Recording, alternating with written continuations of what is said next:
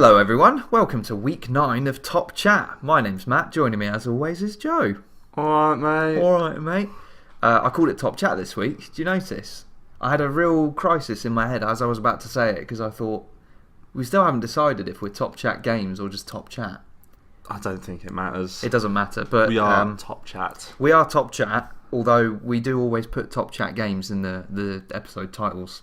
Yeah. So inconsistency is key. But welcome back, week number 9. We're going to apologise straight away for last week's episode, which was probably the worst sounding yet. Yeah. We've had some pretty shit sounding ones, haven't we? Yeah.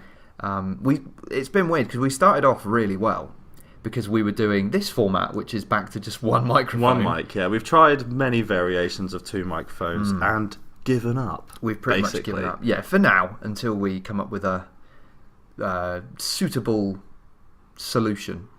But we have had some bad ones, but we're back to just, the one microphone because it works the best, doesn't it, really? Yeah. And it's kind of easy to do. We're just huddled round the table in our living room. Yeah, and it's not so surprising as well when we see that we've got about 7 listens on last week's episode when the quality is pretty terrible. It sounds like we're both stood in a tunnel. Yeah. But this week will sound much better, so we'll try not to dwell on that too much. We're discussing this week, as you will have seen from the title, video game franchises and series and whatnot that we would like to see brought back, because there's a few, aren't there? There's quite a lot of franchises in the world. This was there are many. This was a fairly easy list to come up with, to be honest. I thought when we first decided that was going to be this week's topic, my first thought was, like how many are there that I've enjoyed that aren't actually going anymore? And then it turns out there's a lot. Like there's actually quite a few. Yeah, well, I think from my list, you'll kind of see the kind of gamer, or like the era that I grew up in anyway. Because the kind of man I am. The kind of man I am. The era that I grew up in, because when I was sort of looking at what franchises are dormant and not being in use anymore, quite a lot of them are obviously from like the SNES and Sega eras and stuff like that. Whereas like ones from like the PlayStation 2 and PlayStation 1 generally have sort of had a release within the last 10 years. Like reboots are a thing in this day and age. They are.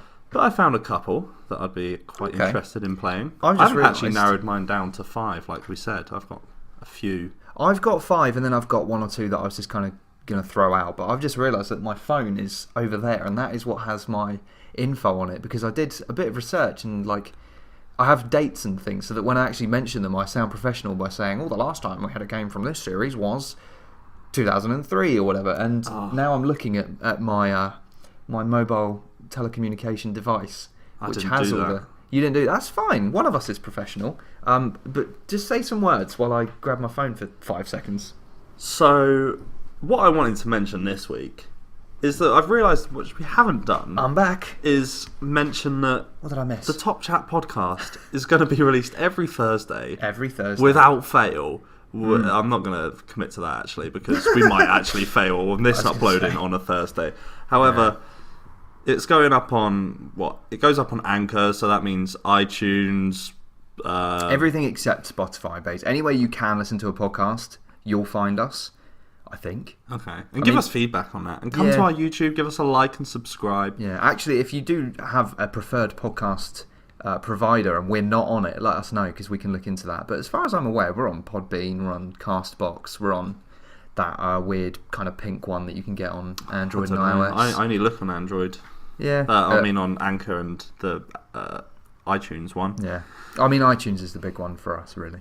Yeah. But anyway, if just give us some feedback, I guess. And like Joe was just saying, head over to YouTube, drop us a like and a subscribe, because they are weekly podcasts as well as our intermittent Topinion videos. We've both got ones in the works. Well, actually, mine's done. It's on... Shall I reveal the title? What do you reckon? Yeah. The big reveal. The big reveal. So what you've... Oh, God, don't do that. What you've got to look forward to, ladies and gentlemen, is a not very professionally made opinion piece on GTA 6 and where I think it should be set. Because, spoiler alert, I'm kind of fed up of North America. Or the USA, Which I think we've mentioned quite a lot recently. We have. I just decided to do a kind of a deep dive on it, and I went through like the history of Rockstar's games and the last 15 years of where they've actually set their games, and opportunities that they could otherwise explore. So yeah, you can find that on YouTube alone because they're only 10 minutes, aren't they? So there's no point putting them on our podcast host because, well, yeah, they're only 10 minutes long. And they're videos. And they are actual videos, whereas this isn't. So and you've got one coming too? I've got one coming. I've written the script for mine because I do a script format. Script? What does that mean? What's that word? Well, I don't freeball it like you do. I'm mental, mate. You are mental, bloody mental. And I've started recording it, but then I didn't finish recording it, so I've got to do that. So probably next week at some point. Yeah, I've been a bit slack. I've been working a lot actually. Yeah, we both have been to it. We say this every week, but mine will be up over the weekend, I think. I was planning on doing mine over the weekend, but I did 6 days in a row at work and late nights, early mornings, a mixture of the two, and I just didn't have the energy. Ouch, baby. Very ouch. Well, have you found, in your hectic schedule, any time to play any games? Weirdly enough. What have you been playing? I have. Really? Do tell. What should I start with? Let's go. I completed Rhyme. Oh, that's big. I was just about to take a sip of my agua. But that's big stuff. What did you think? And there is a wrong answer here, so don't get it wrong. I enjoyed it for what it was. It's not particularly... The gameplay's not new. It's just borrowing ideas from like other similar style indies that have done it before. I'm not clever enough to really understand the story. I was going to go watch some like interpretation of the story videos. I mean, I got it at the end, like... The reveal. The reveal, yeah. Can we spoil it? I don't know how old it is. No. Go play it. I think it's only like 2 years old. Yeah, probably. Yeah, go and play it. Don't. We won't spoil it. It's quite short. Yeah, I enjoyed it for what it was. Felt a bit too long for what it was, though. Okay. Good game. I remember when I was watching you play it like a year ago, and I remember you hunting for the platinum. Yeah, which I have, by the way. You do, yeah. I do have. I decided, nah, not going to do it. Can't bother. You're not going to go for the platinum? Nah. I think I've deleted it. It's really easy to get. It's very easy. The thing about that game is that the platinum is or the trophy list is very, like, based on like some kind of open world collectathon. You've got these collectibles to go get, but the game isn't that. And I don't want to be going back through the levels, like, because they feel like a solitary experience that you have once, and like maybe you're a bit confused at some point on the puzzles or what you do, where to go.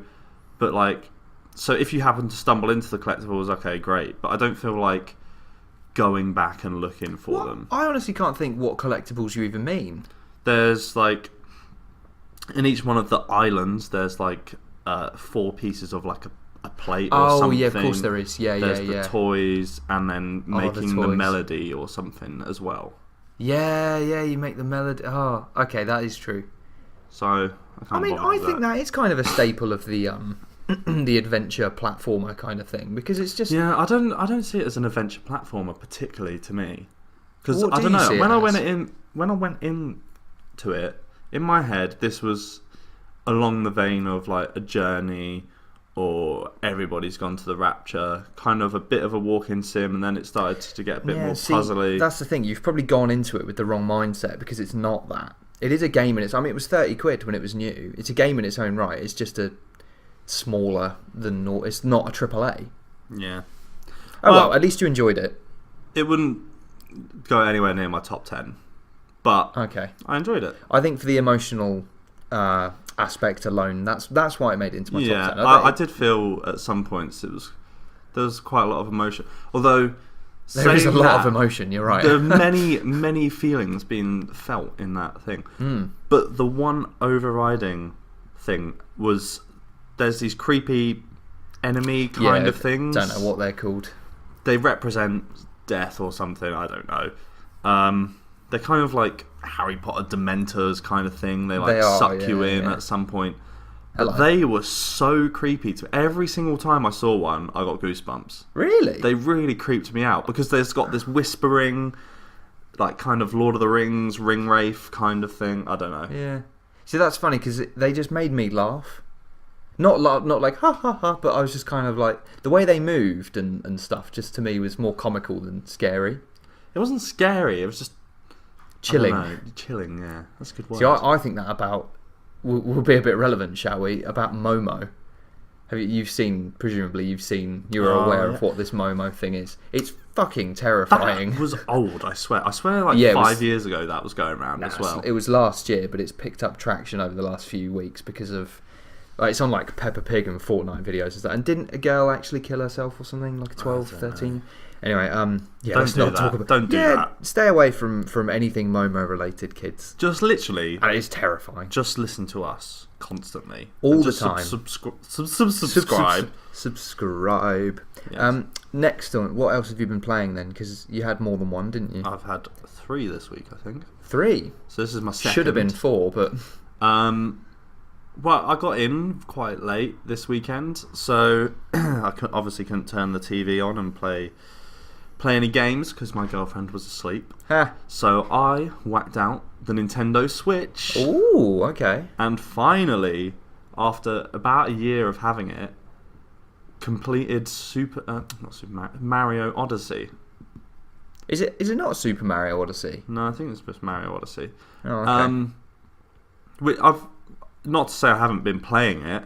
Like I've slowly been playing it across the year. Like every now and then I get really into it for a couple of kingdoms, and then I'm like, nah, it's one of those games. But I finally rolled credits, as the kids say. I wasn't aware the kids said that, but I quite like it. Rolled credits. You haven't heard that term? Well, I know what it means. I can work it out, but I've not heard it before. It's sort of like it's a new age term where completing a game is different to rolling credits now, because you've got so much post-game content in these new games. Right. So I've finished the story, so I've rolled credits, but there's 2 more kingdoms have become unlocked. And I'm still like 300 power moons away from completing all the moons and stuff. That's the nerdiest thing we've ever said on this podcast. I'm 300 power moons away. Well, in context, across my whole gameplay of playing that game, I've got 300. So I think there's about 600 power moons. So I'm a long way from completing that. Do you have to replay old levels to find? Yeah, because they're all it's all different puzzles to get a different power moon. It's quite fun. I'm going to carry on playing it because I haven't really got anything to play on my Switch at the moment. Okay. So, and I'm actually segueing into my third game. I'm big on the platformers right now. Okay. So after I finished Ryan, I was like, what do I play next? I've just ordered Spider-Man. Lovely. But it hasn't arrived yet. So that was the game I wanted to be playing before this. But instead, I downloaded Ratchet and Clank. Oh. Yeah. I've never actually played Ratchet and Clank. You've never played any of them? No, none of them. I played Jack and Daxter instead. Pretty much... It was one of those when you see the games on the shelves and you think, well, they're identical. And I just preferred the look of Jack and Daxter to Ratchet and Clank.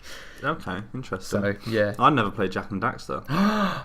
Isn't that funny? It is. So between us... We know games. Yeah, we know 2 of the games. We know 2 of the games. But I think I've got the original Ratchet and Clank trilogy, if there is such a thing. I've got a couple of Ratchet and Clank games on my Vita that I always wanted to get back to at some point. I kind of forgot about.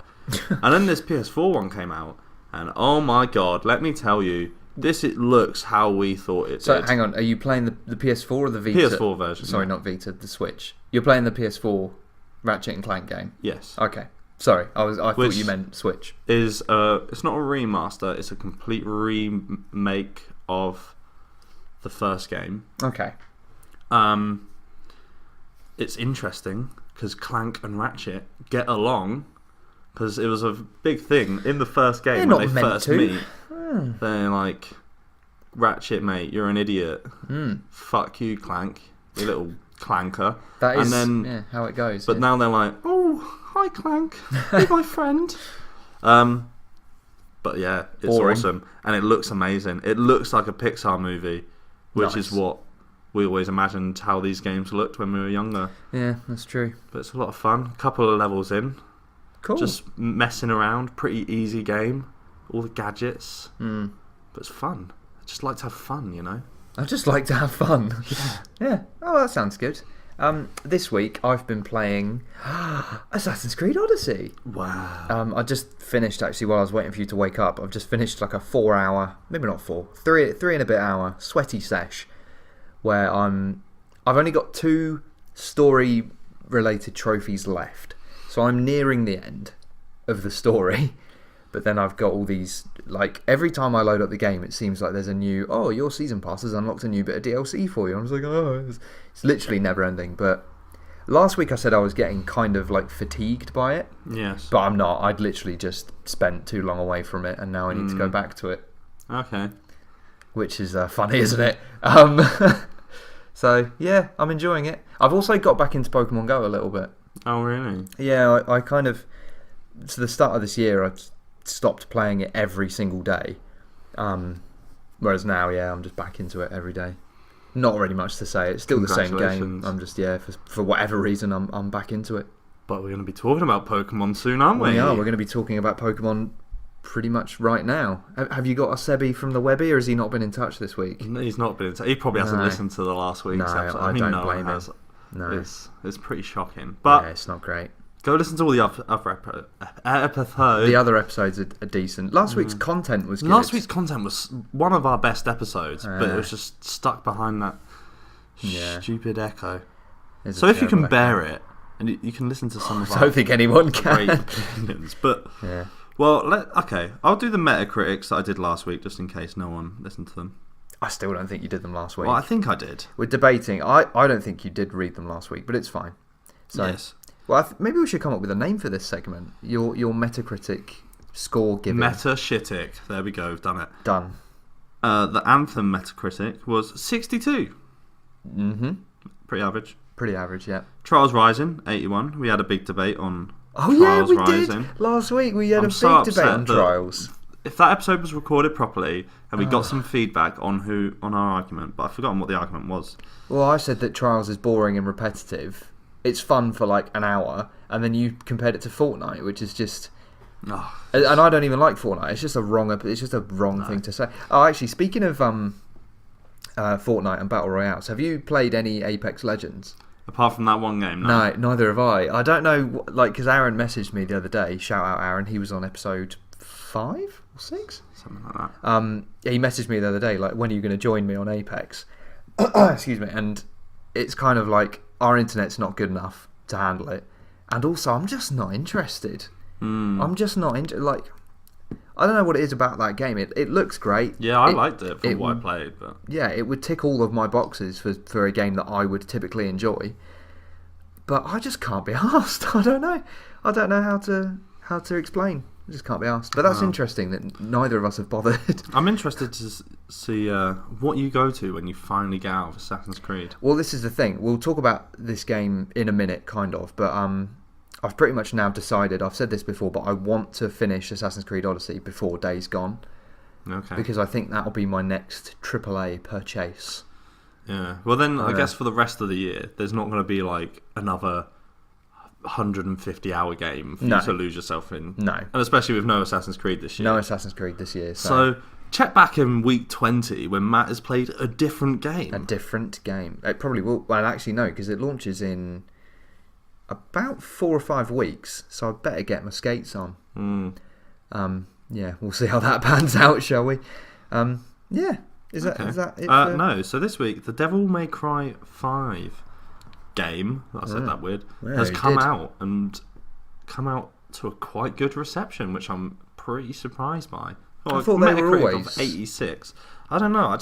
Looking at this game, I was just like, I don't know. It's like a middle of the road kind of game. I knew it was like a popular franchise to come back. Speaking of like dormant franchises, but I don't know. 86. That's a pretty good score. Isn't it one of those series it was one of the first that kind of popularized the combo hack and slash guns and swords and cool looking fight mechanics? It's kind of like inspired like Ninja Gaiden and Bayonetta and all. But it was just when these games come back, you don't expect them to come back well.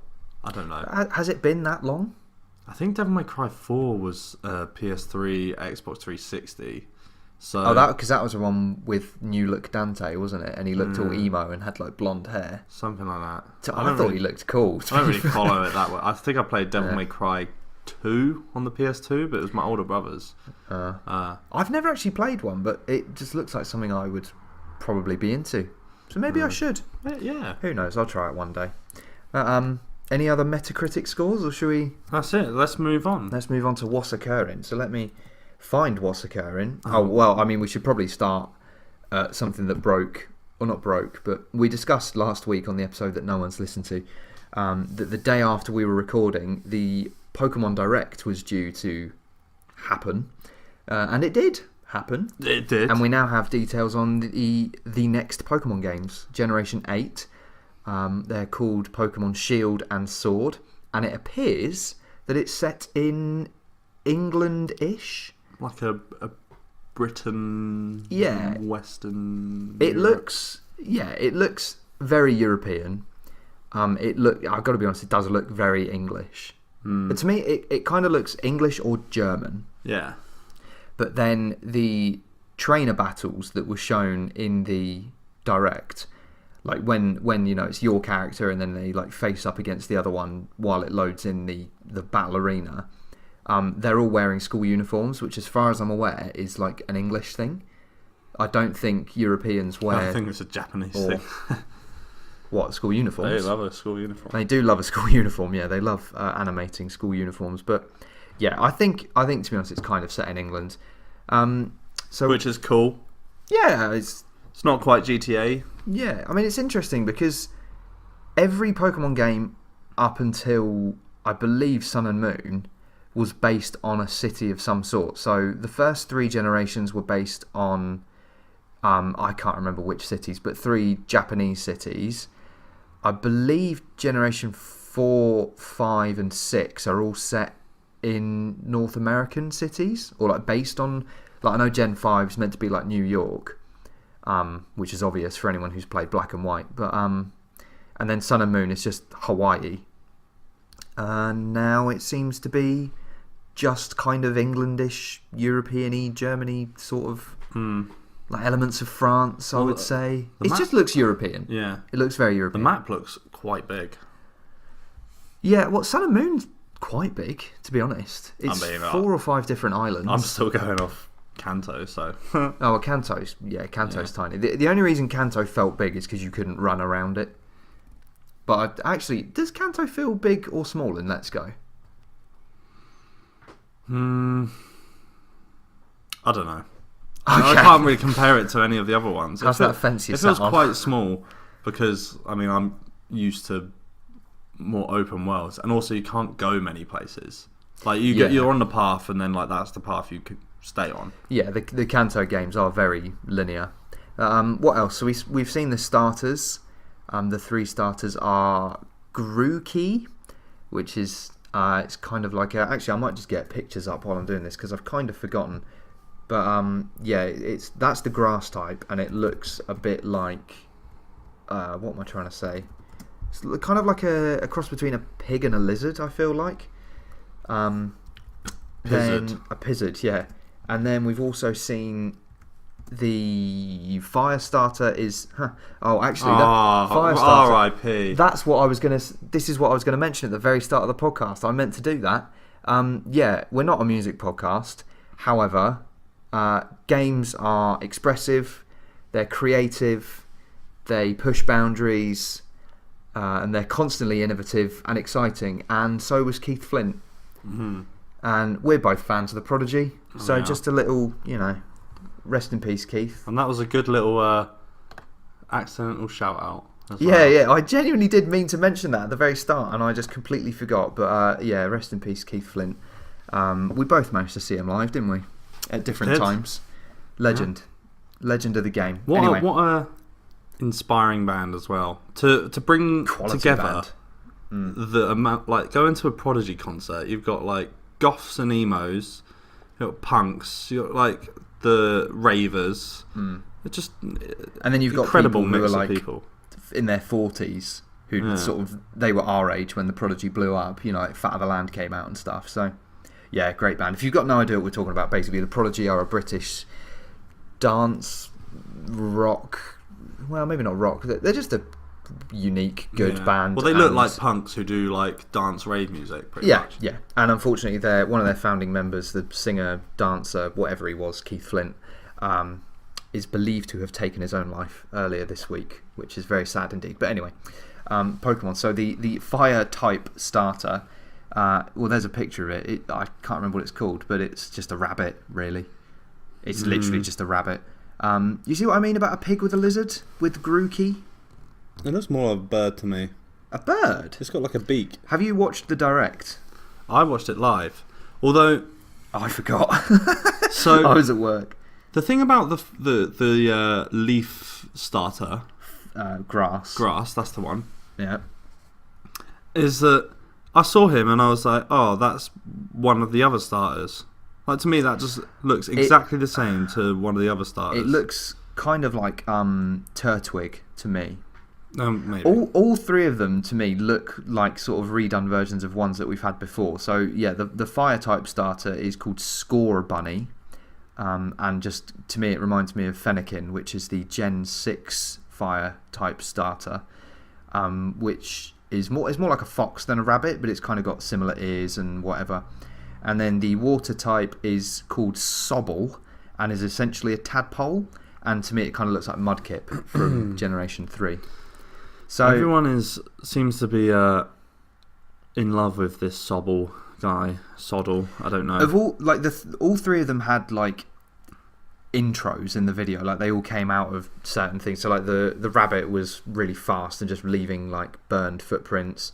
Grookey was walking along some power lines, I think, or something, and then Sobble just kind of climbs out of a water fountain looking all wet and sad. I think because it looks sad. I mean, you can see from that picture these two are smiling and Sobble looks somber. Sobble.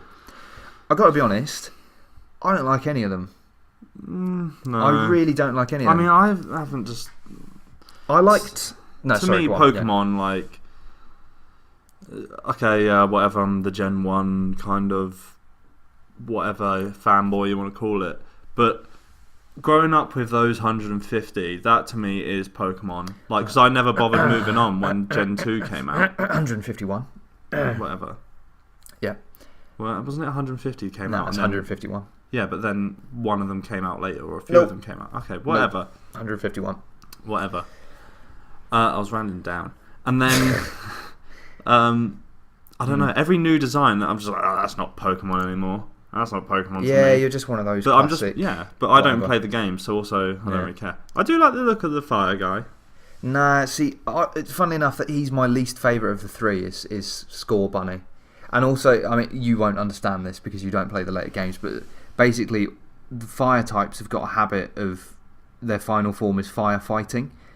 And people are already predicting that this is going to end up being like some kind of macho bunny that's fire/fighting. The were-rabbit. Which would be really annoying. My favourite of the three is probably Grookey. But I generally prefer grass types to anything else. But yeah, so I'm somewhat disappointed, but then...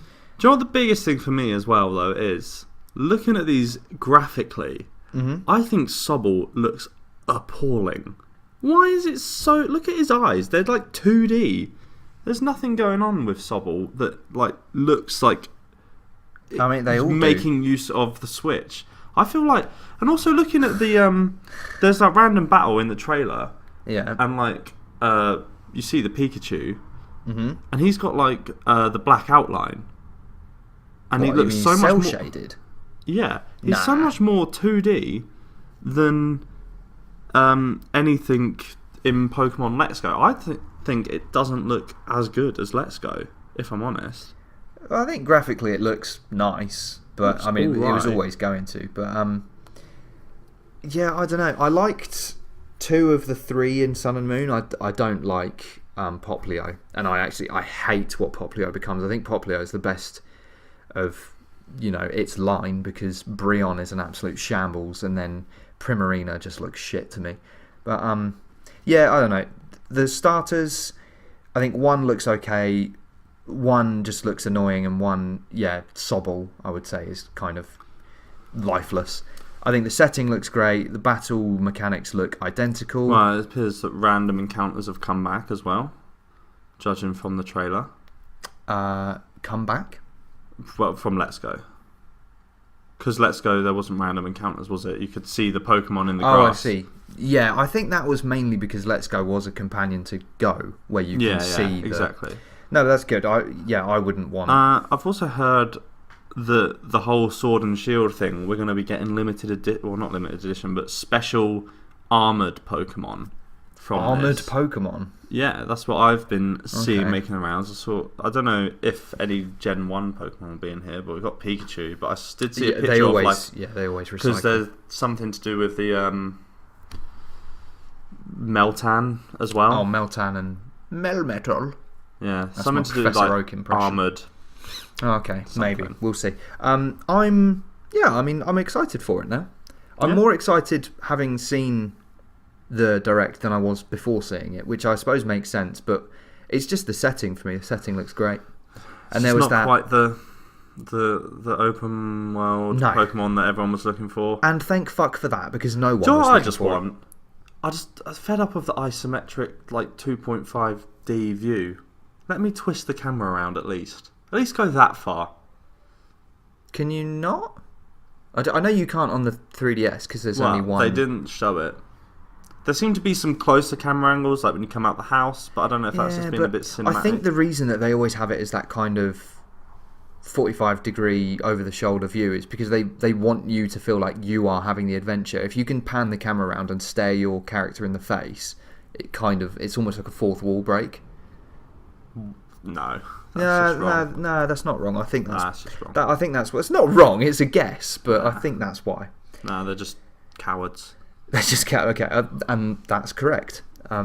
Clearly, because you said it. Moving on. Anthem, the game that seems to be on everyone's lips. I had a top opinion on Anthem come out last week, which has some views. Kind of bashed the game within 2 days of it coming out, which was fun. Even though I haven't played it. It's in the news at the moment because of several reasons, but I've picked out two that I thought were the funniest. So, the first of which is that people's PlayStation 4s keep crashing while running the game, which is funny, and then people were claiming that it was bricking their consoles, which is something you had to explain to me because I'd never heard it before. But that's essentially when it breaks the entire machine, correct? Yes, just renders it useless. Turning like it into, a brick.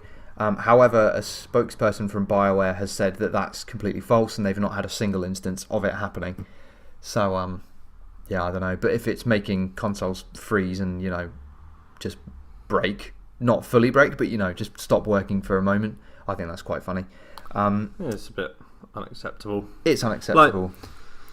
For me, I'm not going to bash a game that I don't want. There's people out there who want Anthem to be bad. I mentioned this in my top opinion. We as gamers, we don't want games to be bad. No. You want a game to be good so that you have something else to play. Yeah. I want games that succeed. I like BioWare. I want them to succeed. I love the Mass Effect trilogy. But also at the same time, they are businesses. Yeah. They are businesses and we are their customers. But putting it down to the barest of bones, that's how the relationship is. We can be fans as well, but we are customers primarily. Yes. They want our money. But for something like this to happen, I just think is quite unacceptable in this day and age. Just because, I get it, it's a game as a service. You're gonna have bugs and stuff, but how is this happening? Yeah, it shouldn't be allowed. As in, it's almost like a breach of. I'm trying to think how to word this, but it's unacceptable. Yeah, I agree. I understand. Anyone who's enjoying the game, great, have a good time of it. I'm not going to bash people for enjoying the game. No, quite right. I play really mediocre games, and that's actually what one of my top opinions will be soon, is about how we can enjoy mediocre games and they'll be fine. Mm-hmm. But for people, I don't like it when people sort of say, "Oh, give it a month or two," because just that's what people said with No Man's Sky. Give it a year or so, whatever. And it did work out to become an incredible game. But I mean, I enjoyed it from the start anyway. But you shouldn't be holding a game to that kind of standard. It shouldn't have to be give it a month or so, because they should have done that the month before they released the game. Yeah. No, I do. No? I do wholeheartedly agree. The other reason it's in the news is because Redditors have been testing the in-game mechanics, and it's one of those games like Destiny or Borderlands or whatever, where you shoot something and damage numbers pop up, and supposedly the gun that you get like at the very start of the game is more powerful than the end game weapons, even though the numbers display as significantly lower. Which is clearly a bug or a glitch or whatever, but it's quite funny, isn't it? How someone's worked out that the base gun is the best gun in the game. Interesting. So this game's a shambles. They keep banning players as well. It's just. If this was a single player, I'd be all over this game. I think it looks so much fun. It doesn't look. Yeah. I don't understand why it's a. Anyway, multiplayer. That's the thing these days, isn't it? Just got to be. Randomly go and do my solo missions, but then wait, jump in with these four. Well, people. like you were saying, we are customers, and ultimately, that's what the customer wants these days. You're in a very small camp, I'm afraid. I think I'm somewhat joining your camp, but anyway, that's for another day. So we've got some sort of roundup tidbits. Shall we press Fs or press Fs? That didn't make sense. Press F. What's the expression? Fs in chat. You don't know what I'm talking about, do you? Are you talking about that Call of Duty game where it's press A for respect, but press F to pay respect? Yeah. For the reason I'm trying to spit this out is because PS Vita has shipped its last.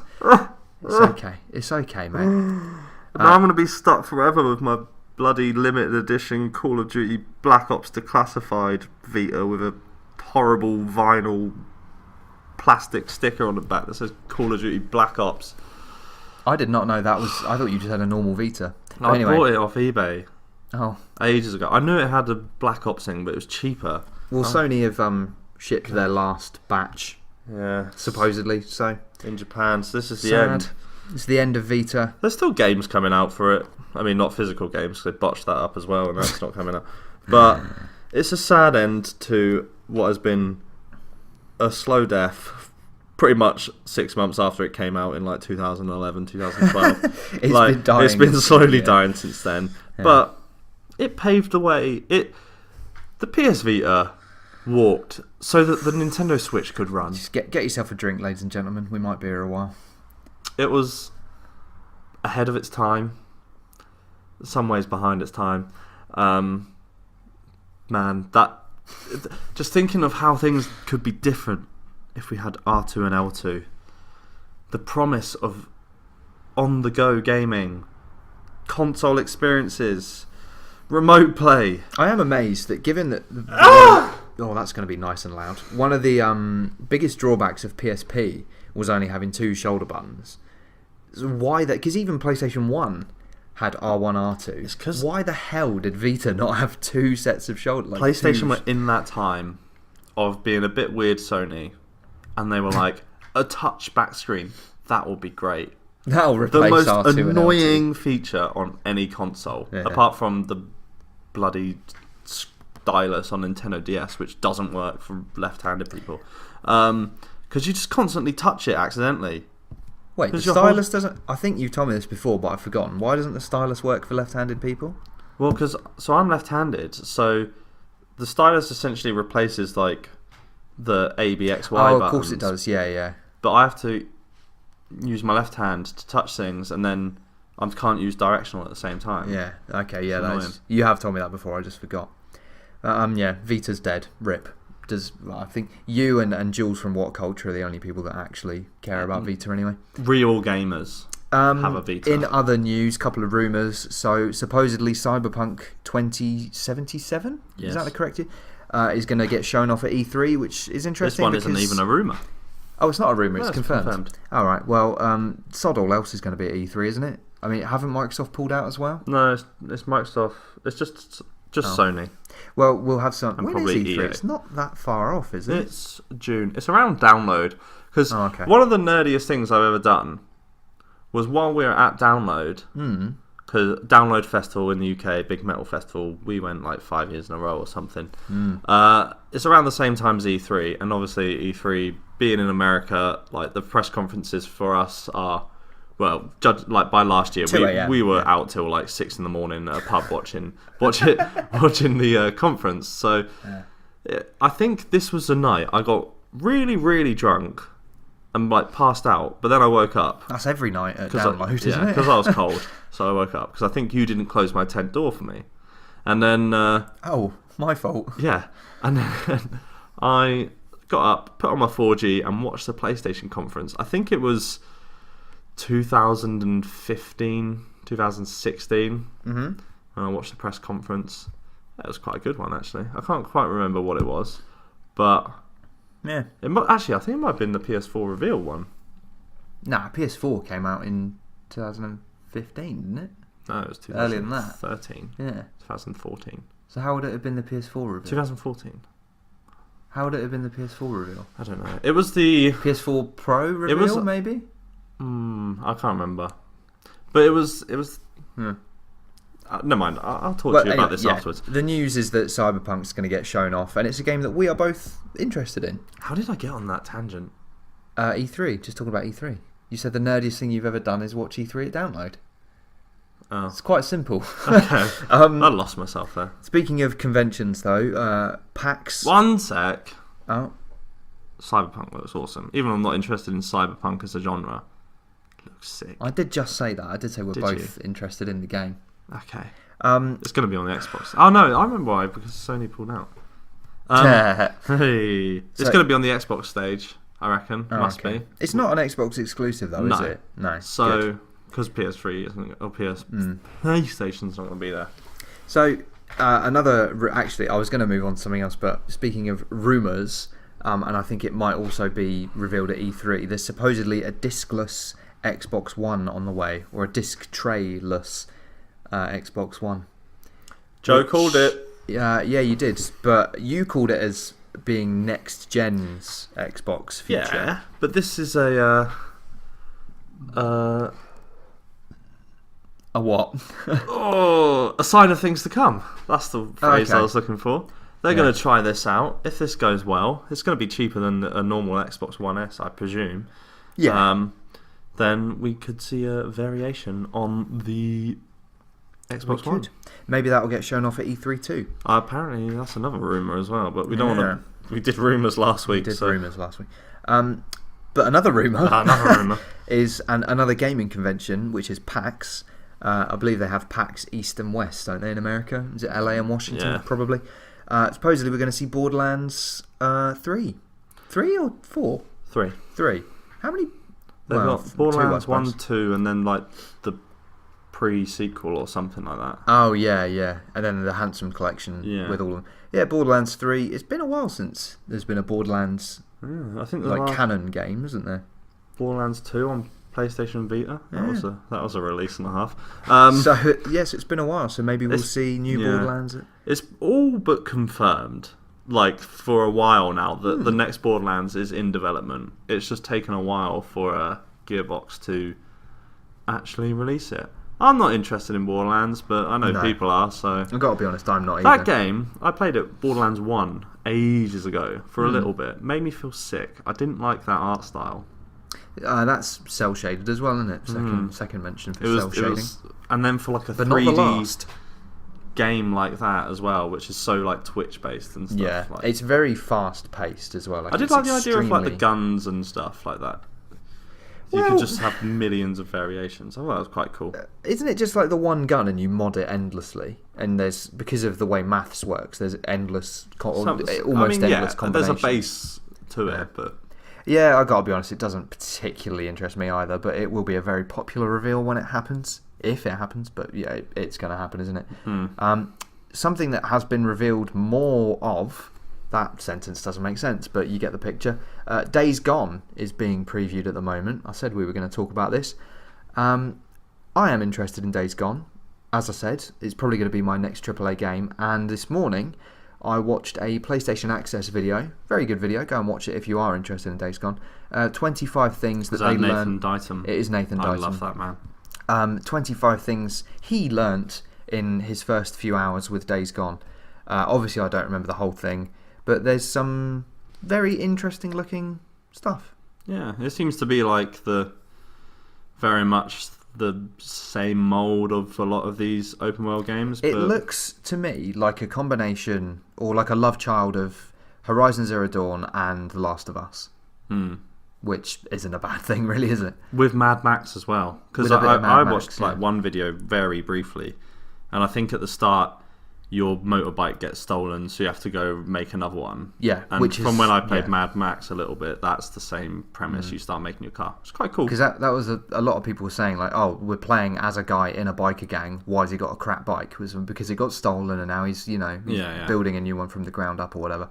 But yeah, it looks good. There's like factions of or not factions, but there's different like types, I suppose is the easiest way of saying it, of human enemies. So it's not just the freakers or zombies, whatever, that you have to fight, but there's like bandit style people. There's like a cult as well. So yeah, a bit more to it than I realised. So basically, the previews are up on all good video game channels, but not apart from ours.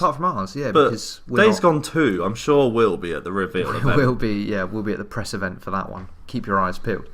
The only thing that puts me off about Days Gone is it's like The Last of Us in the sense that your weapons degrade and like will eventually break. And I'm the sort of person where if something can break or if I can run out of something, I won't use it because I'll always have this thing in the back of my mind of like, oh, what if I need that later? What? So I'll probably play through that game and not use anything apart from the knife that you have that never breaks because I'll be like, hate Breath of the Wild. Yes, I might need my shotgun for later, and then there'll be like a million zombies around me, and I'll be like, well, there might be a time when I need it even more because I'm stupid. That's the same thing as Breath of the Wild, but you eventually just sort of get used to knowing that you will get another weapon eventually. Yeah, I'll have to just stop being an idiot and trying to be so... That'd be a first, wouldn't it? You fucking Egypt. Egypt, I like that word. Final piece of what's occurring news is that Just Cause 4 is already on Xbox Game Pass as their free game for presumably March, April. No, Game Pass is different. Oh, is it different? How does Game Pass work? Is it just an endless library? Yeah, it's like the Netflix of... Oh, shit. That's way better than Plus. Yeah, well, our equivalent is PS Now, which is streaming, but I think you can download these ones. Yeah. Well, fucking... this game got sent out to die, didn't it, really? December release, just around... I think it was the same day as Smash Bros. I mean, they're two completely different audiences, but you're going to lose airtime with that. This is what... sorry, I've cut you off for no reason. Thanks. That's all right. Fuck Well, I've done it now. So Square Enix have said basically that there's too many other AAA titles that came out around the same time, which is what's caused the unfortunate sales figure. I mean, that's the thing. It's on Game Pass now because it didn't sell anywhere near as well as I think Square Enix were hoping. So they should have just saved this for like now. Well, no, you can't. Well, Division's coming out now, but I mean, like maybe January or something. Just be weird with your release. Put it like, I don't know, mid-January. Yeah. And the problem is, it doesn't look any different to Just Cause 3 apart from the fact there's tornadoes. Yeah, so that's true. I mean, that could be a part of why it didn't sell as well. They did as well in an interview that I was reading. I can't remember where, so I'm not going to quote the source. But in true Japanese fashion, they were very honest and very like forthcoming with how they actually feel about the game. And they did say that they think it wasn't quite up to the standards. No, well, that's the thing as well. In terms of quality. Like, I've completed Just Cause 3. I never finished it. I love it, but a year and a half ago or something. And it's like, because you do the same thing like over and over again. Like, it's really fun, like being around on that wingsuit, parachuting around, blowing stuff up. There's only so much you can do without any context to doing it. Yeah. And then after I completed it, I was like, I want to play this DLC because you get the jetpack kind of thing. And I got the jetpack, flew around. Literally about 5 minutes after paying about £15 for DLC, I was like, actually, no. I'm done. And done already. Deleted the game off my hard drive. Deleted the game. Savage. Because I was like, I'm not going to come back to this. And then Just Cause 4 basically just felt like the same. So it was like, what incentive do I have to come back to this world? Yeah, that's true. I feel like it's got to be a series that you do really like if you're actually going to bother buying it. But I do really like it as well. I've played all of them. That's the thing. I'd never played one until Just Cause 3 was on PlayStation Plus. So I got it because obviously it's free. Played it a good amount, like not as much as I'm playing Odyssey or whatever, but I played it for probably about 15 to 20 hours or so. And I loved just how destructible everything was, and the missions were all quite fun and varied. And then for whatever reason, I've just not touched it since probably August last year. I think it's the context. Yeah. It's just... There's only so much running around and blowing stuff up you can do. It just feels like a bridesmaid, to be honest. Like, it's great for one night, but you don't want to get married to it. Is that a weird analogy? That's a bit... You can have male bridesmaids, can't you? It's you could say them instead of... Oh, fine, them. Come on, bruh. It's 2019. Get with the programme. So that's what's occurring. Man's woke. Don't even... Man's woke. That's what's occurring. And fuck me, we've been talking for way longer than I thought we would be. Well, this gives us half an hour on our main topic. Half an hour on the main topic. So we're going to be talking about... no. Sorry. Let me quickly throw something in there. PS Plus games for March have been released. The Witness, which can fuck off. I will be getting that, and I will try and finish it just to annoy you. Please play that game, because I don't understand that fucking game at all. I mean, I do understand it, but I don't. And then Call of Duty 4 Remastered. Yes. Which is your favourite game of all time. Favourite game? Well, Call of Duty 4 is my favourite game of all time. Remastered is, to be fair, the exact same game. So. But looks better, so surely that one's... Yeah, but it's the emotional tie that I've got to the original one. Yeah, well, I'm going to get that. I want to play that mission again. Maybe I'll play a few games online. What mission? Who knows? I mean the story. I said those missions again. The missions, sorry. Yeah, it's just a superb game. Superb. Yeah. And then Xbox has games with gold, which is... Sorry, I was looking up throat nuts earlier. Jesus Christ. That's disgusting. That needs context. Throat nuts are not what it sounds like. Throat nuts are apparently these things that your tonsils create and you Tonsil stones and you cough up. Everyone does. I'd never heard of it, and then I realised what they were because... we're not talking about this. What have Xbox got? So they've got Adventure Time, Pirates of the Enchiridion. I don't know what the fuck that is. No, I've never watched Adventure Time. Star Wars Republic Commando for the 360, Metal Gear Rising for the 360, and Plants vs Zombies Garden Warfare 2 for the Xbox One. For once, goodness, I don't look over thy neighbours and comment. No. The grass isn't greener. Yeah, because we've got... I like that. Because this is the first month PS Plus hasn't had the Vita or PS3. No, Vita and PS3 to worry about, Yeah. So, I guess it's... I mean, Call of Duty 4 Remastered wasn't even like a full release. And The Witness, I mean... It did eventually get released on its own. Yeah, but it was not like a... Annoyingly, because I had to... 60 quid game, was it? No, I think when it was released on its own, it was 30. But I did pay 60 quid for Infinite or Advanced? What did it come with? Infinite. I think it came with Infinite Warfare, which I never touched. But anyway, what the hell did you just do? Nothing. I was just thinking about throat nuts. Oh, Christ. Yeah, you're right. Xbox's lineup this month isn't quite as good. But let's move on, shall we, to the main topic? Franchises we'd like to see brought back. So we've thought of a few each.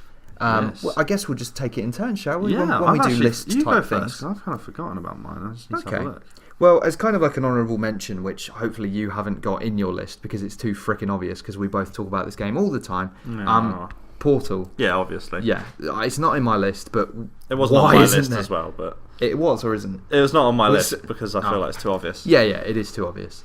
But I've actually got 6. I've got one. 8. Well, one of mine is kind of like an honourable mention type thing because it was also an honourable mention in my top 10, which is Bulletstorm, the remaster of which came out in 2017. So the original game's 2011, 2017 for the remaster. So it's been long enough for a sequel. I don't think there's any plans for one, which is a shame because it's a friggin' great game. But yeah, that was just kind of a one I wanted to throw out because... Okay. Yeah, I've talked about it before, whereas the other 5 games... I might as well throw out one, just because I've spoken about it before. Let's get rid of one. Yeah, okay. Surprise! The Topspin franchise, Jesus. or Virtua Tennis, or Centre Court, or just anything. What about Tennis. Mario Tennis? Is that not fun? It is. I played the beta. I really want it, but it's still like fucking 40-50 quid. On Switch? Yeah. But Topspin is the king of tennis on consoles, in my opinion. did most of the licenses well, and Tennis World Tour and Australia Open International Tennis It's terrible. are pretty shocking, considering that like they look worse than the 2011 Topspin 4 on PS3. Terrible. So, yeah, I know everyone. I talk about Topspin constantly and tennis games, but just give me something, please. Does that leave you with 5, or have you still got? I've got about 6, 7, 8. All right. Well, in that case, I might not say some. Anyway, would you want to go first then, or Okay. so you've got more? I'll go first then. Here we go. All right. So the first game in your list of franchises that you would like to see revived is...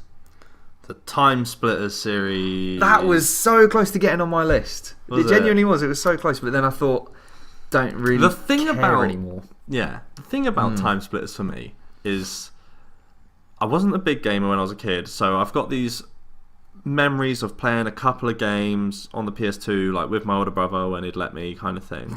So, but Time Splitters 2, that was a game that when we'd get like the multi-adapter thing and hook like 4 people up to the TV, yeah. and that was like my first experience with like a sort of team deathmatch kind, like a shooter game, basically playing Yeah. like, online, but I mean couch co-op still.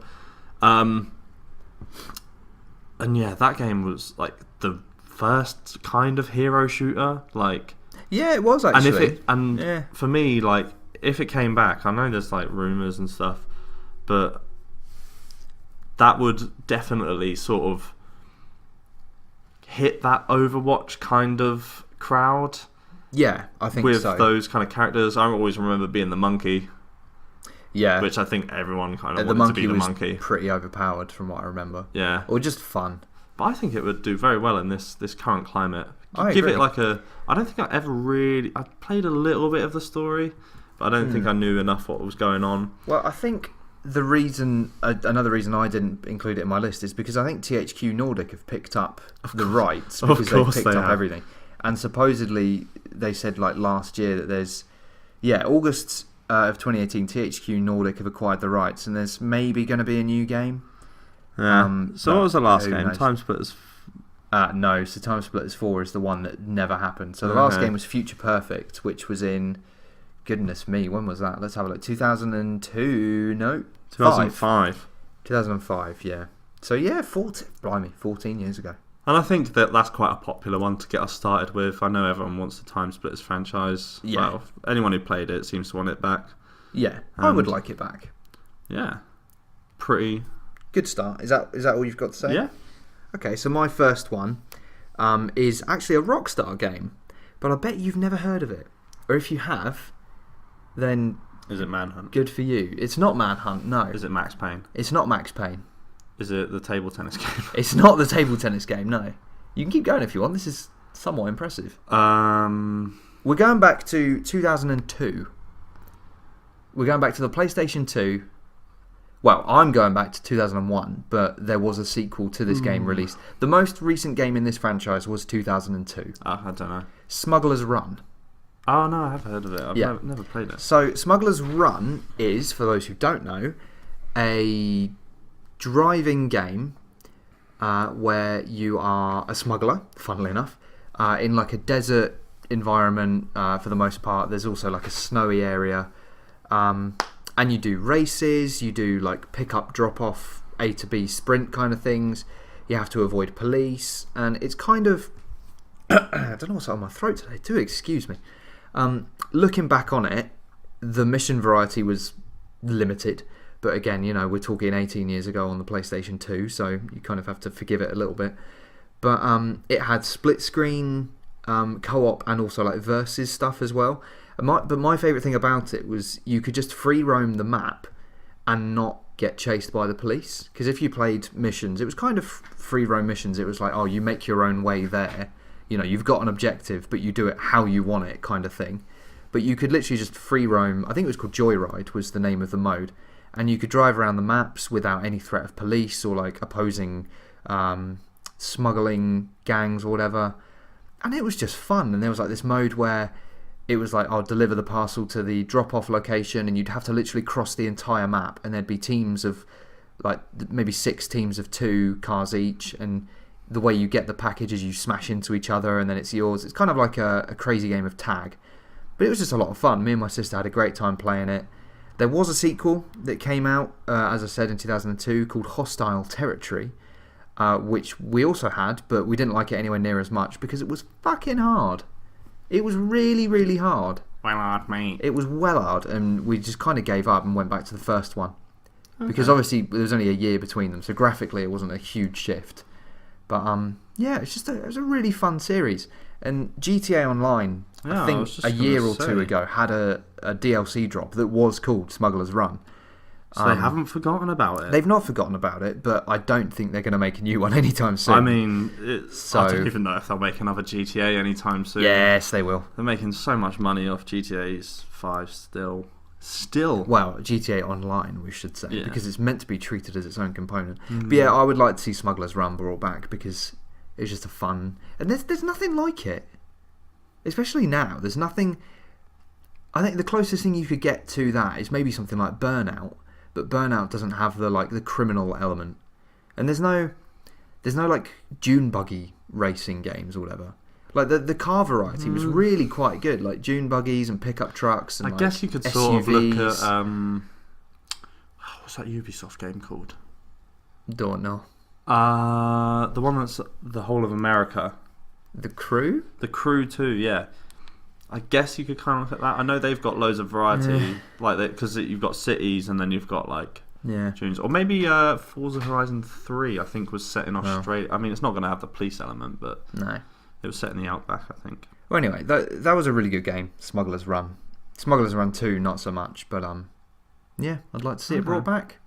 That was an interesting one. Yeah, that's good because I didn't know much about Time Splitters, and you didn't really know anything about that. So no, my next one. What should I go with? Okay, I'll stick with racing games. Oh, okay. For a sense, so I'd say racing games was probably one of the biggest genres for me when I was younger, weirdly. Yeah, me too. Gran Turismo specifically. I never played the Gran Turismo. I played Need for Speed, Forza Motorsport. Yeah. I used to play Gran Turismo, Need for Speed. Midnight Club. Midnight Club. Oh my god, Midnight. Why is that not on my list? Midnight Club LA. What a game. What a game that is. So this game was 2010.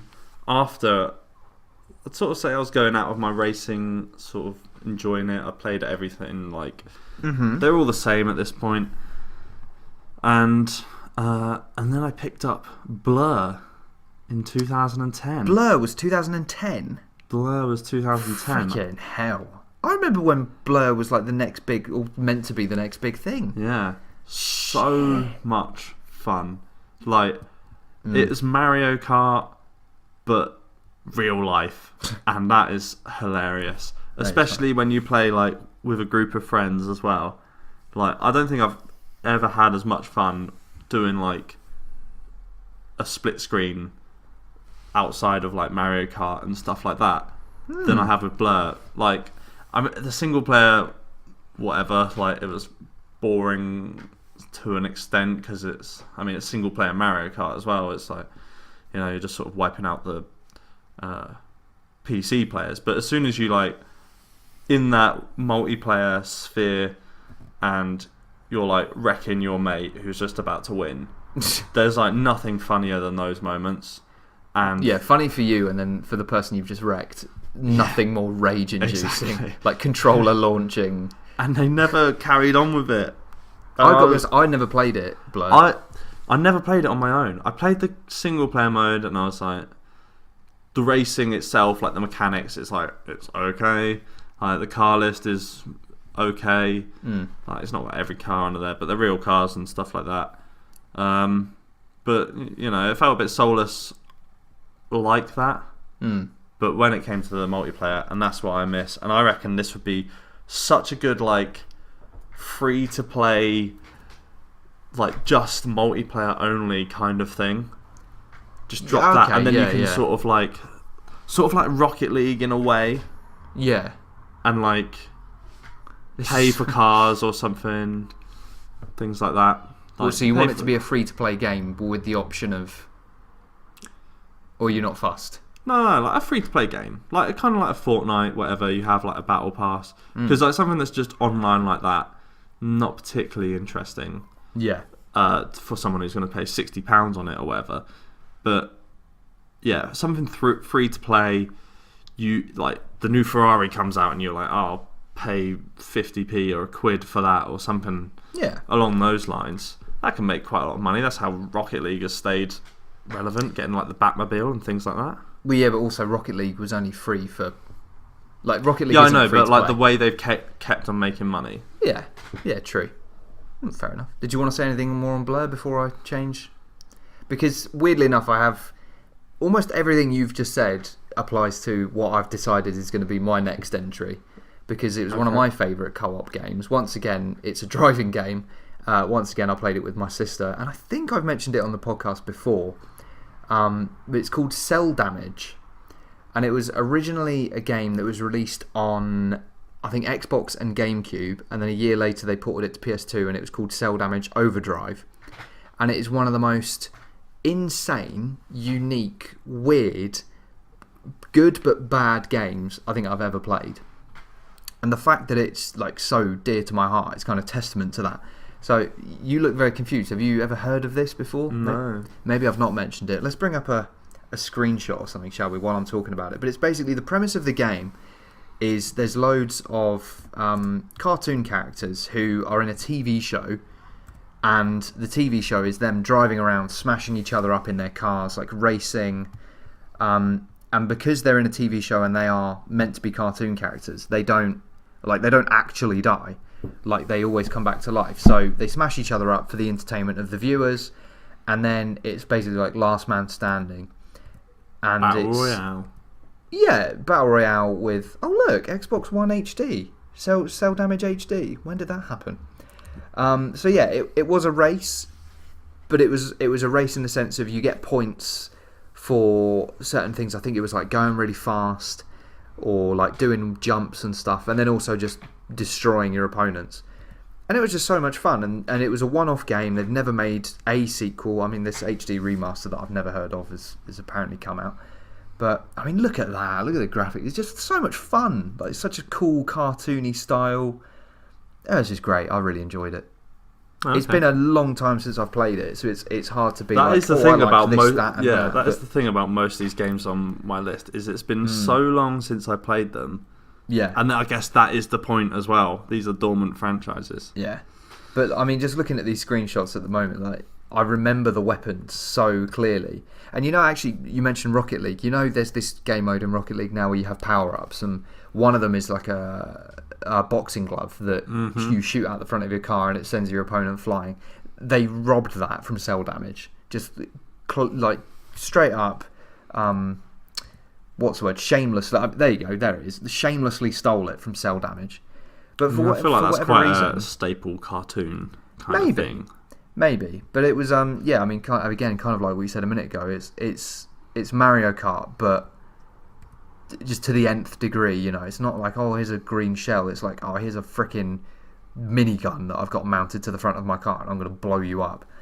And it was just great. I'd like to see it brought back. Look, I mean, look, there's a massive hammer that you can hit people with. It was just a really fun game, and I don't think it sold very well. It's kind of along the style of like Twisted Metal.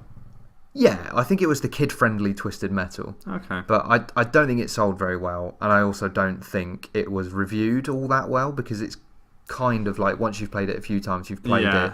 That is also time. the problem with looking back at these games as well. It's like, well, childhood games that you were like, this is like my favourite game ever, because you're like 5 years old, you don't look at reviews. No, you just you don't had look a game. for 5-star. You look at what looks interesting on the box. Yeah. And then that game can be your favourite, and then when you get a bit older, look back at it and you're like, oh shit, that's got 1 star. I still think I would like a game like that, a game along that lines. But then I also think, I don't know, because it's not as if we live in the same house, and it's not as if we ever play co-op games or split screen games, or whatever, because our schedules don't often line up that well. But also it's because, I don't know, there aren't any is a factor, I suppose. Well, yeah, that's split screen co-opers. Yeah. I mean, we used to just died out pretty quite much a lot. exclusively play FIFA, Yeah. and I still have a plan. If you're not on YouTube at the moment, go to YouTube and subscribe, because I do have the plan of us doing gameplays of something like FIFA where we just get increasingly more drunk. That's an original idea. Well, I think it is. I don't think I've ever seen anyone Oh, well, okay. just like have to down a pint or Basically, something. what we would do. Yeah, just But film film it. it. Yeah, well, I Yeah. mean, this is what we were doing, kind of, without recording anyway. I guess so. So, what's your beef? I don't know what I'm trying to say. But yeah, Cell Damage, to get back on point, Cell Damage was a lot of fun, and they should make another one. Okay. Thanks for coming to my TED Talk. My next one, what shall I go with? I'll go with Red Faction. Oh, okay. Yeah, I think there's a reason Red Faction died, but do go on. There was a reason. And I'll tell you for why. I'll tell you for why. Red Faction Guerrilla, Mm-hmm. such a good game. Like, the destruction mechanics on that, awesome. Ahead of its time. Pretty much, yeah. Like, I mean, it kind of sucked when you ran out and you had to destroy a house with your hammer. But you could work it out. You were like, where are the supports in the house? It was cool. Combat was okay as well.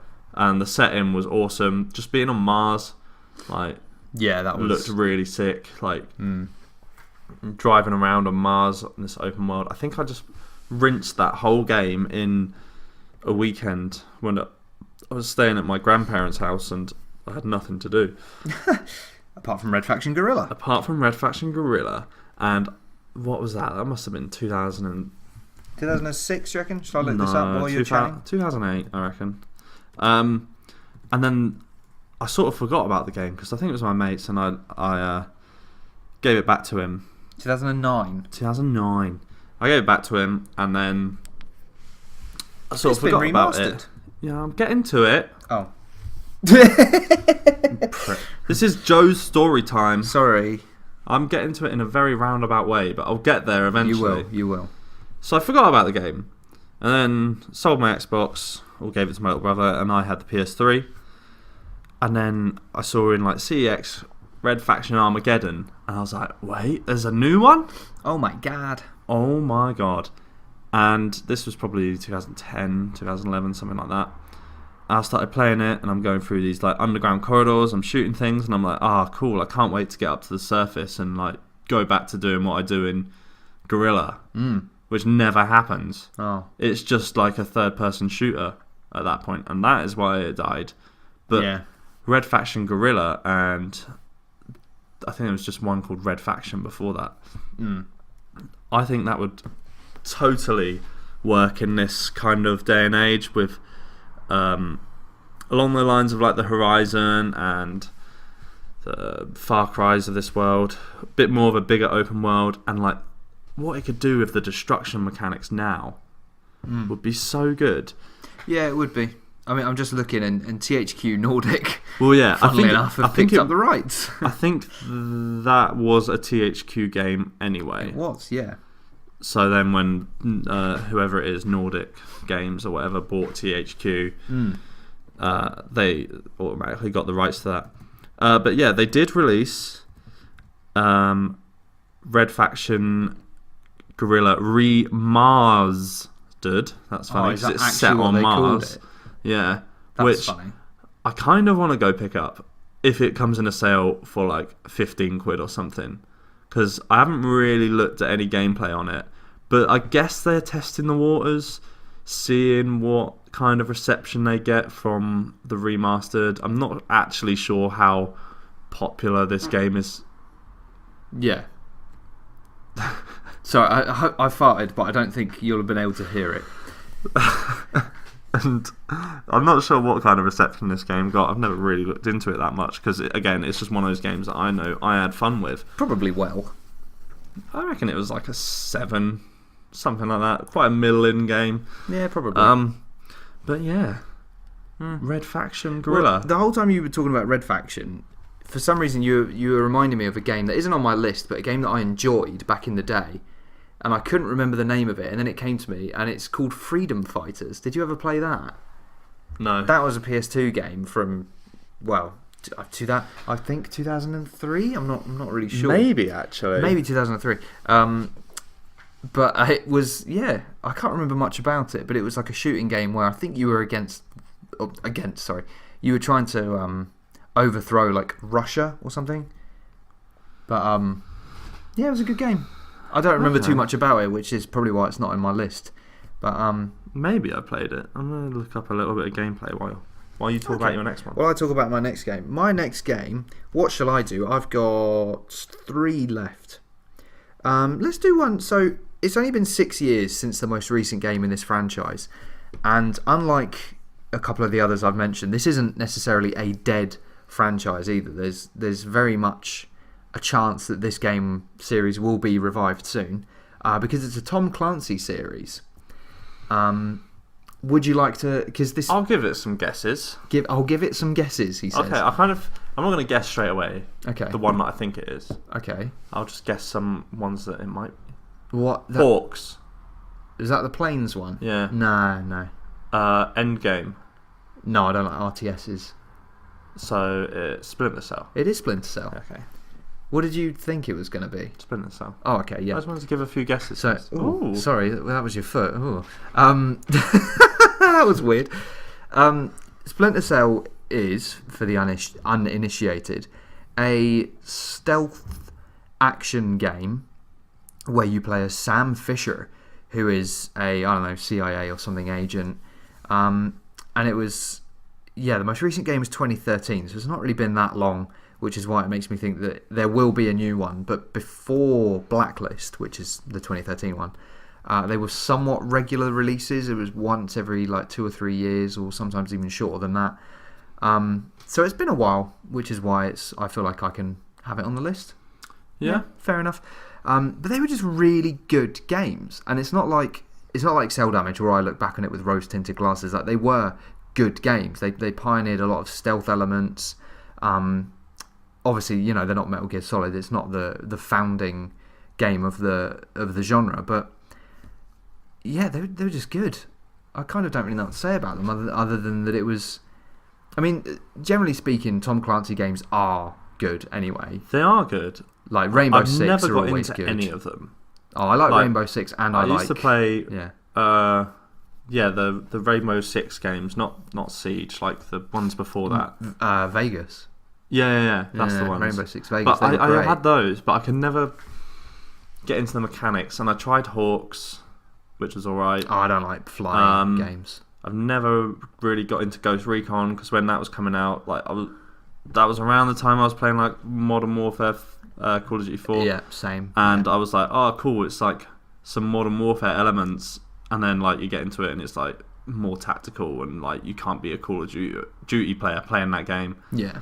Yeah. And Division, obviously, like I don't care about online. So yeah. But for me, Splinter Cell peaked in kind of like the mid-2000s when you had Pandora Tomorrow and then Chaos Theory. And again, didn't really realise this until we started recording, but a lot of my games apparently link back to split screen and playing with my sister. But I remember that Chaos Theory had these kind of like, do you remember in Modern Warfare 2 there were the Spec Ops missions where they were like kind of quick 10-minute in and out co-op? Yeah. So Chaos Theory had these, but it was like its own storyline, separate from the single player campaign, and we never finished it because we would either end up arguing or we just weren't good enough or whatever. But they were a lot of fun, obviously. We just weren't good enough. Love fun. Who doesn't love fun? And the actual story of the Splinter Cell games was really interesting. Like, it was really dark and quite random shout out to Theresa May there. I mean, not really a shout out, it was negative, but like a dark storyline. Sam Fisher was a good character. I didn't actually play Blacklist, so I'm not sure if the most recent game in the series is good or not.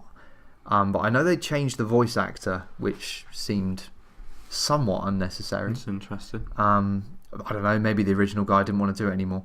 But it's by no means a dead series. The Tom Clancy games are still heavily funded and loved. So I think fingers crossed. They did do a Ghost Recon mission in not Ghost Recon, Splinter Cell mission in Ghost Recon Wildlands, whatever it's called. Oh, okay. I think it was some kind of DLC. Yeah. Which I don't know. I think it's hinting at the next game because I feel like they've got Division 2 now, which is probably going to be there for 2 years. Rainbow Six Siege still going on quite strong. Yeah. And there are people who love the latest Ghost Recon. Yeah. So what's next in the Tom Clancy library? I don't think they'll do another Hawks because no. I feel like flying simulating games have kind of completely fallen out of favour. Well, Ace Combat 8 I think has just come out. Oh, has it? I think that's done me quite well. personally, I hate flying sim games. Oh yeah, it's just too confusing. The perspective just doesn't work because the car one does work because you're sitting on a level plane. You're not going like rotating. Level plane. Yeah. So it works. You're just looking that way and that way, but like you don't get a rotating TV or a rotating chair, the perspective is really confusing in airplane games. Yeah, I always remember. Would you say Ace Combat?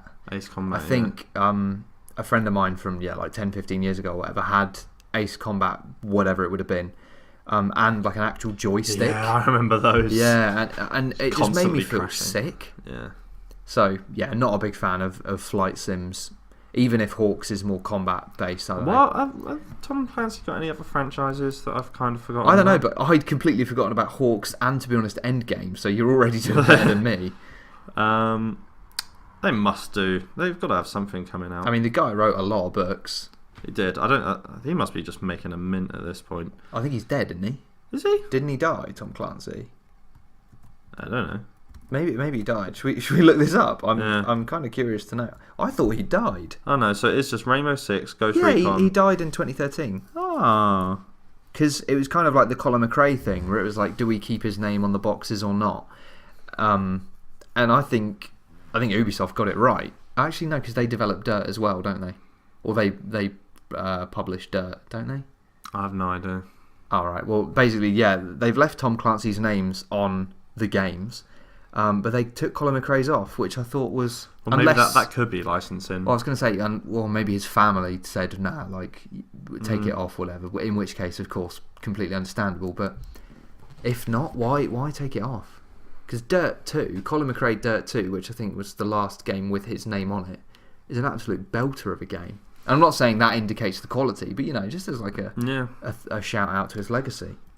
But, Alright, moving swiftly on. Do they have any others? Did you find anything? No, that was it. We got them right. You did. Yeah.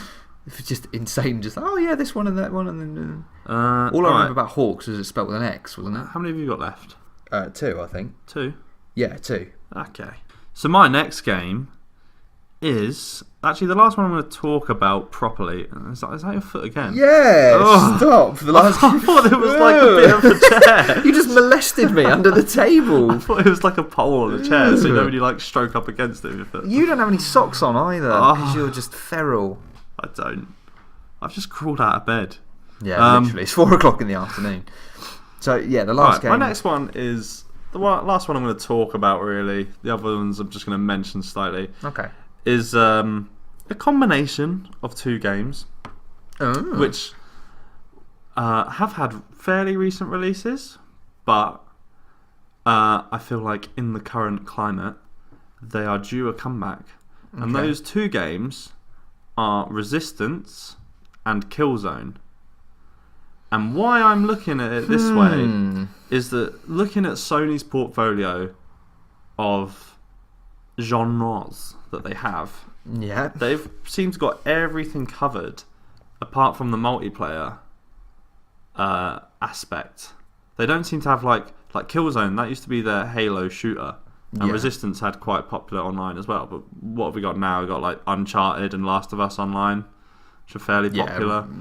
Yeah. I'm trying to think, but carry on. Yeah. So Killzone Shadowfall was PlayStation 4 launch game. It was. I had it. Resistance 3 was the last game, maybe 2011, 2012. Yeah, because Resistance Fall of Man was a PS3 launch game. Yeah, I think so. I never got into particularly either of these series. Me neither. Killzone 2, I really liked the look of, and I thought the Helghast looked really cool on like I think it's the Helghast on Yeah, the cover with it's, like that orange eyes and stuff. I thought they were quite cool. Yeah, enemies. that is good. I can actually picture that box art really clearly. Really good box art. Yeah, that's good box art. And then I had Killzone Frontline or something, which was like a isometric top-down PSP game, which was actually sick. Liberations, yeah. We've talked about Liberation before on the podcast. Have we? Very briefly, because I got the name wrong. Because I was thinking of Shadowfall.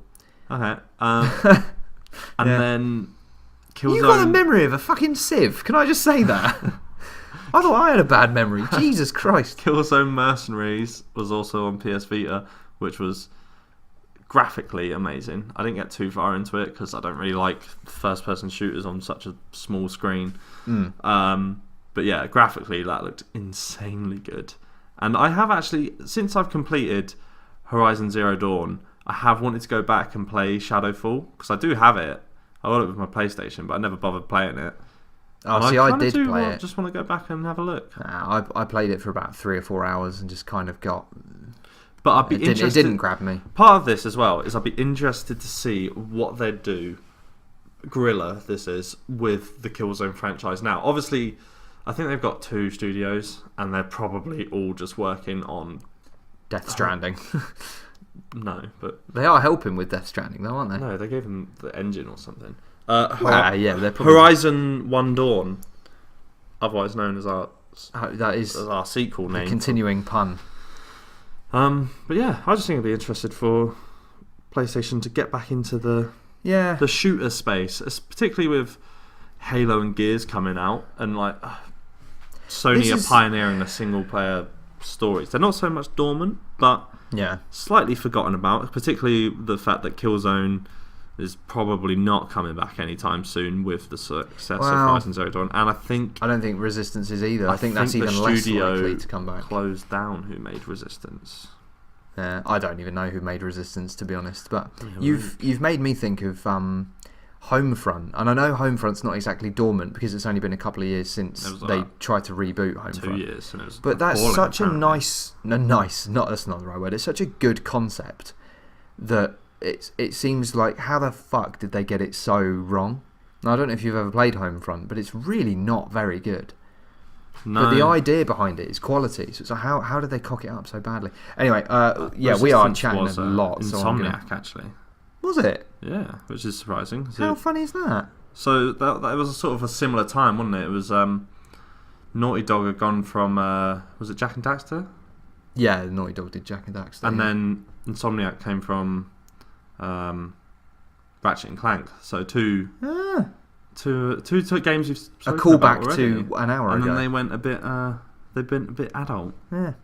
Well, I mean, obviously now they've fucking done Spider-Man.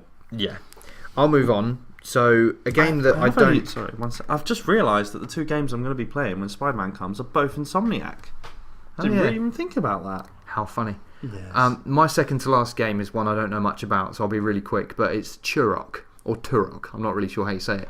But this was a game that was originally released in like 2001 or 2, and then they had a PS3 game in 2008, which was terrible. But why is there not a game where your main enemy are dinosaurs? Survival Evolved. But it's not the same vein as Turok of being just like a first-person shooter where you've got, it's mission-based, it's linear, it's whatever, blah blah blah.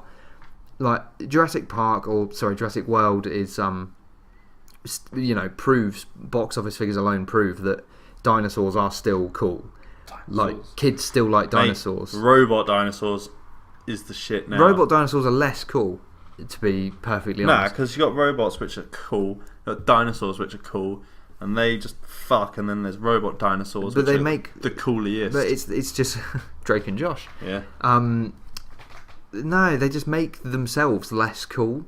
Like dinosaurs are cool alone, robots are cool alone. Together, I don't get it. But yeah, I feel like a Turok inspired game right now would just be brilliant. Like I really want just a good, like mission based shooting game, and I literally can't think of any. And I'd like one where I have to shoot dinosaurs because I like dinosaurs, and you want to kill them. Yeah, and they're scary. Okay. Yeah. So yeah, that'll be my second to last one. I thought this matey outside was posting my Spider-Man. Nah, he's not. He had a little package that looked very... He's got a little package, the man outside. I can see his little package. Oh no. I hope he can't hear you. He'll come in and beat you up. It was a little package. Right, let's go, because we're an hour and a half wrap in. off. Freaking somehow. My last 3. Mm-hmm. Okay. First one, Half-Life. Obviously. I was going to bring this up with Portal. Never played the I played a little bit of Half-Life 2, but I was really young, didn't understand it. Never But played at it. this point, I just want to fucking see it, and I just want everyone to shut the fuck up, because it's not going to be as good as everyone says it's going to be. Like, shooters have moved on, they're not going to reinvent the wheel, just get it over with. Yeah, but if it does, then awesome. I've never played it, but to kill the meme alone, I would quite like Half-Life 3. Tony Hawk.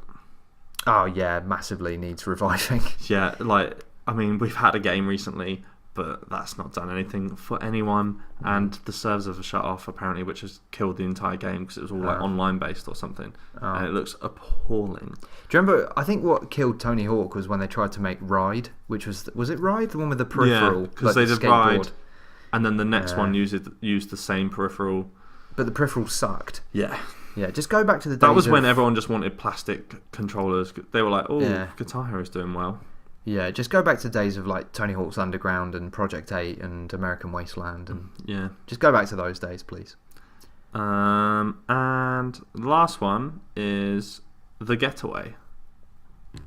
Which I only ever played The Getaway Black Monday, I think it was called. Yeah, on the PS2, and my overriding memory of that was sitting in a Renault Clio in London, and you could use the indicators, and I thought that was fucking cool. You've said that exact story on the podcast Have before. I? Yeah.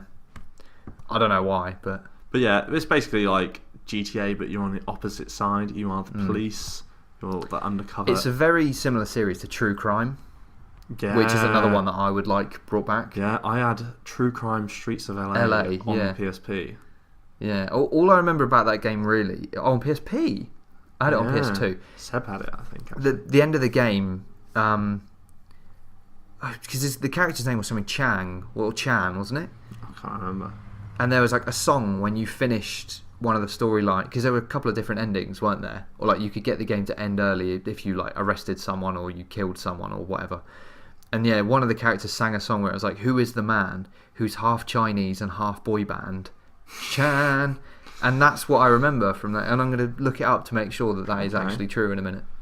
But yeah, True Crime or The Getaway, I think, would both be something police-sided. That'd be quite cool. Yeah, it would be. And especially in London, where it's sort of... I mean, you could make it a lot more interesting with the less amount of guns we have in London compared to America. Yeah. Which would make like hand-to-hand combat and sort of like some more police tactics quite cool. I think they did something based slightly off The Getaway a few years ago with a VR demo. I can't quite remember what it's called, but it's when you're like the hands and you can see just Isn't the it just hands. Called like Bank Job or something? Something or like the that. Heist, I've got a feeling that was slightly based on The Getaway. I've played it. My sister's got it. It's not great. I don't like VR though. But I mean, maybe it's not forgotten about. I think it's a first party game as well, or a first party IP. It is. So it is. That'd be quite cool. My last one is again. I don't know if you've ever played this, but it's a hella old game, and it was originally. I found this out earlier while doing research on it. It was meant to be the first in a 5-part series, which got scrapped after the second part because the studio making the games decided they'd rather make films. And that is Oddworld Abe's Odyssey, which came out in 1997. And I remember playing it in like the early 2000s on my uncle's PlayStation because he couldn't beat a level, so he got me to do it for him. And then the remaster came out in 2014, and I got that. And have you ever played Oddworld? No, is that the Jaffe games? No. What am I thinking of? I don't know. Oddworld Abe's Odyssey is the game that I reminisce about the most. I mean, I've never played any game other than that from the Oddworld supposed series that is now cancelled. But like Rupture Farms is such a cool like setting. Abe as a character is just brilliant. Like the Mudicons are so unique and weird and funny, and just the gameplay elements of like you can either save your brothers or you can kill them, and then Abe just stands there laughing. Like you can pull a lever and the floor underneath the Mudicon like disappears and they fall into a meat grinder, and then he just laughs and farts. Like, why is that not still a thing? Why is Oddworld still not having regular games? It's massively famous, Abe's Odyssey. Yeah, there's even a fart button. I can't remember what it is, but there's like a button. Sold. Yeah, and if you, as I was saying, you can either save your fellow Mudicons or you kill them in hilarious ways. But if you save them, they follow you around because you're all trying to escape Rupture Farms. And then if there's like a line of 2 or 3 of them behind you or whatever, and you just press the fart button, they all take it in turns to laugh. Like it goes down the line and they all laugh. It's just a great setting. He's a great character. The gameplay was, I mean, it's a side-scrolling, platform puzzle kind of thing. So it's not exactly innovative or unique, but it was fun and different enough to make it stand out. And I think that's why it's so highly regarded. And New and Tasty, which was the name of the remaster in 2014, is just great. It's just really, really good. I've got a feeling it was a PS Plus game, so maybe I'll have to. I think it was a PS Plus game. Have to play it. Yeah, I don't know if I've still. I don't have the physical copy anymore, but I don't know if it's still on my PlayStation hard drive. But anyway, that's my last one. Oddworld is great. Interesting lists. Yeah, Came up with a few. Couple on the fly as well. Yeah. Do you know what, actually, when you're speaking of Oddworld, remind me of another dormant franchise. Huh? Destroy All Humans. Oh, no, I hate those games. Did you? Yeah, I hate those games. They're crap. Destroy All Humans is basically Saints Row, but you play as an alien instead of Yeah, but a you also human. unlock cool guns. Nah, I don't care. Isn't one of them like a unicorn, like, and it shoots lasers out of his horn? Sounds more Saints Row. Oh, actually, no, Saints Row is like dildo guns. I don't know. Yeah, no, I didn't really like Oh, Destroy. Saints Row 3 is coming out on Switch. The reason Destroy All Humans now doesn't exist anymore is because the last one in the series was absolutely terrible and like critically and commercially panned. I think I played number 2. Yeah. But it was, again, that co-op thing. Fuck Destroy All Humans. Yeah, Saints Row 3 is coming out on Switch.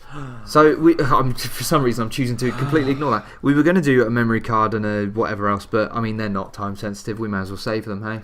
No, let's do it. Let's do it. I need to go out soon. Right, I've got to edit this. Let me do mine then, because mine's connected, kind of. Ah, fine. Memory card. Memory card. So what are you loading up off your memory card this week?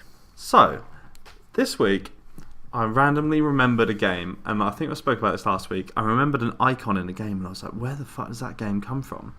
Like, what is that game? And eventually, after like scrolling through loads and loads of old games, there's a game I probably played when I was about 4 or 5 years old that I've got very, very little memory of. But it's called Road Rash. I've never heard of this. Keep talking while Which is a motorbike racing game. Road Rash? Road Rash. Okay. And it's a motorbike combat racing game where you basically just hit the shit out of your enemies, and like you get like interesting weapons. Like I think you can get a chain. There was like a kind of lightsaber one, but there was just this icon that I remembered was like the skull and crossbones at the top when you like hit someone or got hit. I can't remember exactly what it was, but yeah, that came into my memory. And then I was scrolling along the Nintendo Switch eShop, and I saw this game called Road Redemption. Road Redemption, yeah. Which turns out is the spiritual successor to Road Rash. So have you bought it? I haven't. Oh. I might do. Why we'll not? see. I don't even know if I liked Road Rash. It's been so long since I played it. It looks fun. But yeah, so Road Redemption is the spiritual successor. I believe there's some people, I think it was crowdfunded or something like that, and it was some people who worked on the original one. So obviously it was a dormant franchise for a long time. Yeah. And it's getting quite good reviews. Like 15, 16 years it was. And then I saw another game called Road Rage, which was 2017, which is a vehicular combat racing game. And that came out in 2017, which was inspired by Road Rash. So apparently these long forgotten games are not so forgotten. No. So maybe the underlying story here is we need to look elsewhere for our dormant franchises, because there's always inspiration taken from places, and I want to stop speaking. So I was going to say, what is it? I feel like we're a generation of nostalgia heads. yeah, And I don't really know why that is. I think maybe because the future's so bleak, we look back on our childhood and just think like, oh, I remember when, that was amazing. And it's why we get so many remasters these days, exactly. I feel like. Remakes, remasters, because we're just hanging on to that little bit of childhood innocence. Like, as much as I love Toy Story, I don't really want Toy Story 4. I want Pixar to come up with something else. Yeah. Just as a throwaway example. I guess so. Oh, very good. I like the sound of that game, actually. And from the screenshots that I looked at while you were chatting, it looks fun as well. Yeah. If you get Red Dead Redemption, then Road Dead Redemption. Road Dead. I was trying to make some sort of pun. Then show me it, because it looks like it could be a laugh. I've got a lot of games I want to get. Still need to get Trials. I'm still like, jury's out for me if I'm going to bother getting a Switch Ape or Out not. looks incredible. What does? Ape Out. Ape Out? Yeah, it's by it's a Destructoid. Not Destructoid. Never heard of it. Called. Well, anyway, that was good. I enjoyed that, actually. This is a way longer episode than normal. Actually, it's only about 10 minutes, but still. Hope you all enjoyed. Thanks very much for listening. As we said at the start, subscribe on YouTube. Give us a follow on iTunes or whatever you're listening on. And We'll see you next Thursday. We'll see you next Thursday. Share with your friends and, as always, your mum. And your nan. And your nan, because they'll love it. And the that's nans it. will love it. The nans do love it. Bye for now. Bye for now.